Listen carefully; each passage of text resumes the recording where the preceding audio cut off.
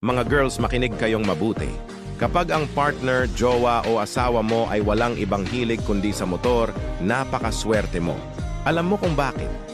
Kasi walang ibang pagkakaabalahan yan kundi sa motor lamang. Wala ka dapat pagselosan. Instead, suportahan mo na lang. Kami kasing mga lalaki, kahit mumurahing pyesa lang ang maikabit namin sa aming mga motor, ay tuwang-tuwa na kami noon. Mas mabuti nang ito ang kahiligan namin kesa sa mga bagay na hindi naman dapat. Kakaibang ligaya kasi ang nararamdaman namin kapag motor ang aming kapiling.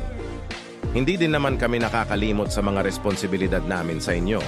Tiwala at suporta lang naman ang hinihingi namin. Mga boys, pakitag na lang mga jowa, partner o asawa nyo sa video na to. Salamat!